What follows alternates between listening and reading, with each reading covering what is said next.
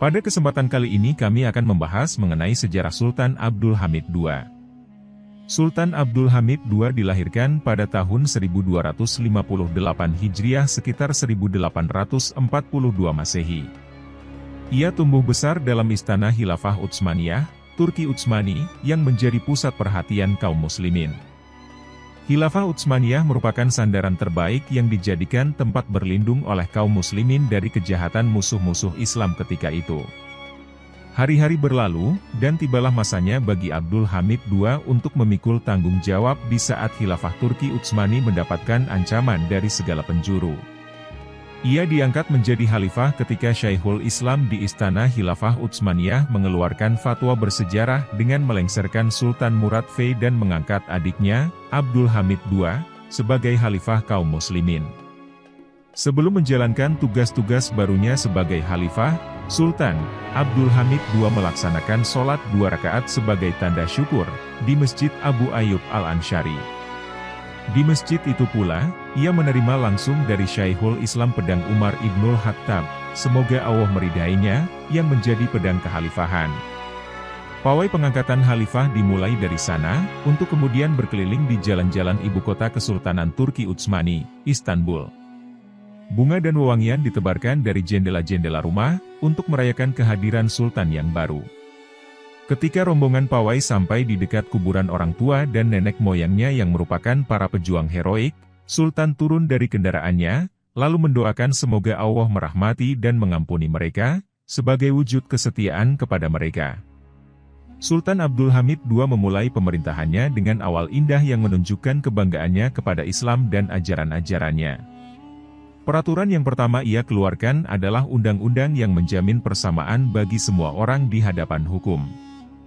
Ia juga mengeluarkan perintah yang berisi kemerdekaan badan hukum, agar semuanya diterapkan sesuai dengan peraturan negara yang Islami. Islam pun terus menjadi sumber undang-undang dan peraturan pada masa pemerintahannya. Ia juga sangat menghargai para ulama, dan tidak mau memutuskan perkara tanpa pertimbangan mereka. Ia sangat antusias berkonsultasi dengan mereka dan mendengarkan pendapat mereka. Melalui tokoh mereka, Herzl, kaum Yahudi berusaha membujuk Sultan Abdul Hamid II agar mengizinkan mereka membangun sebuah negara di Palestina, Baitul Maqdis. Mereka menyuguhkan uang kepadanya dalam jumlah yang begitu besar untuk ukuran saat itu. Diperkirakan nilainya 3 juta pound sterling, ditambah dengan jumlah yang juga tidak sedikit untuk Kesultanan Turki Utsmani setiap tahun. Semua itu akan didapatkan dengan syarat Sultan bersedia mengeluarkan pernyataan yang berisi izin bagi orang-orang Yahudi melakukan migrasi dan menetap di Palestina. Pada saat itulah Sultan Abdul Hamid II mengucapkan kata-katanya yang fenomenal dan ditulis oleh sejarah dengan tinta emas, "Aku tidak mau menyerahkan walaupun hanya sejengkal dari tanah negeri ini. Ia bukan milikku, tapi milik rakyatku. Mereka telah menyiram tanah ini dengan darah mereka. Silahkan orang-orang Yahudi itu menyimpan kembali harta mereka. Mereka tidak akan pernah mampu merebut Palestina kecuali setelah mereka memotong-motong tubuhku. Pada saat itu, mereka boleh mengambilnya secara percuma. Tapi selama aku masih hidup, mereka tidak akan pernah bisa menyentuhnya." Konspirasi jahat Yahudi terus berlanjut. Herzl berusaha lagi merayu sang sultan dengan tawaran yang lebih menggiurkan. Kesultanan Turki Utsmani pada saat itu memiliki hutang besar kepada Eropa. Orang-orang Yahudi berjanji melunasi seluruh hutang-hutang itu, dengan syarat khalifah menerima permohonan mereka. Akan tetapi, Sultan Abdul Hamid II benar-benar merupakan seorang yang berpendirian kokoh laksana baja. Ia mengatakan, hutang bukanlah sesuatu yang aib, akan tetapi yang menjadi aib adalah bila aku menjual tanah untuk orang-orang Yahudi. Silahkan orang-orang Yahudi itu menyimpan kembali harta mereka. Kesultanan Utsmani tidak mungkin berlindung di balik benteng yang dibangun dengan dana musuh-musuh kaum muslimin. Tipu daya dan konspirasi tidak berhenti sampai di situ. Pada tahun 1902 Masehi, Herzl meminta izin kepada Sultan untuk membangun sebuah universitas Ibrani di Palestina, dengan dikelola oleh guru-guru Zionis. Sultan juga menolak tawaran ini, karena ia tahu bahwa universitas ini suatu saat akan dijadikan sebagai awal untuk menjajah negeri itu. Oleh sebab itu, ia pun dengan tegas menampik seluruh surat-surat mereka dan menolak hadiah yang mereka berikan. Sejak saat itu, orang-orang Yahudi mulai menghasut Eropa dan Rusia untuk melawan Sultan Abdul Hamid II. Akibatnya, di daerah-daerah perbatasan, berbagai gerakan revolusi bergejolak. Rusia langsung mengumumkan perang melawan Kesultanan Turki Utsmani.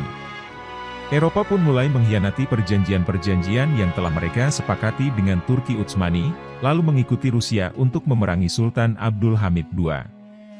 Pada tahun yang sama, orang-orang Kristen di Tikrit melakukan pemberontakan atas provokasi Paus.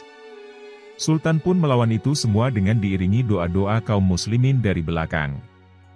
Meskipun akhirnya kalah, namun para panglima dan prajurit Kesultanan Turki Utsmani telah menunjukkan sikap ksatria yang diakui oleh para musuh dari kalangan bangsa Eropa. Semua peristiwa itu tidak membuat Sultan berhenti melakukan berbagai perbaikan di seluruh penjuru Kesultanan Turki Utsmani. Ia menggiatkan pendidikan sipil dalam segala tingkatan dan bentuknya. Ia mendirikan Universitas Istanbul pada tahun 1885 yang pada awalnya dikenal dengan nama Darul Funun. Ia juga membangun asrama para pengajar, institut kesenian, serta sekolah dasar dan menengah sipil. Selain itu, ia juga memberikan perhatian kepada pendidikan militer, serta membangun perpustakaan-perpustakaan dan sekolah khusus bagi para dai. Sultan Abdul Hamid II memperluas pembangunan jalur kereta api untuk transportasi haji, dengan tujuan memperpendek tempo perjalanan, sehingga semua orang dapat menjangkaunya. Ia juga menggunakan telegraf sebagai sarana terbaru untuk berkirim pesan, serta membangun proyek pembangunan Universitas Islam. Ia berhasil melakukan semua itu dengan sukses. Ia juga berusaha mengembalikan wibawa khilafah seperti yang ada pada generasi awal Islam. Ia senantiasa menyeru kaum muslimin untuk bersatu. Dengan giat, ia menyebarkan seruan ini kepada semua kaum muslimin di seluruh negeri Islam. Namun di sisi lain, secara diam-diam orang-orang Yahudi terus melakukan siasat untuk menjatuhkannya. Mereka menguasai media massa, lalu mereka sebarkan berita bohong tentang kehidupan pribadinya. Mereka juga membuka aibnya dan aib-aib keluarganya. Mereka berperan penting dalam membuat Yayasan Persatuan dan Kemajuan Utsmani, yang melakukan revolusi militer selama 1 tahun, dari tahun 1908 sampai 1909 m. Setelah itu, mereka akhirnya berhasil merenggut khilafah dari Sultan Abdul Hamid II, dan kemudian mengasingkannya ke Tesalonika pada bulan April 1909 Masehi. Abdul Hamid II menetap di pengasingannya sampai meninggal dunia pada tahun 1918 Masehi, setelah menjadi khalifah di Kesultanan Turki Utsmani selama 34 tahun. Ia termasuk Sultan Turki Utsmani yang paling lama menjabat, sebagaimana ia juga merupakan sultan yang paling banyak ditimpa fitnah dan tuduhan dusta. Terima kasih sudah mengikuti video-video kami, jangan lupa share, like dan subscribe agar bisa selalu mengikuti update video dari kami.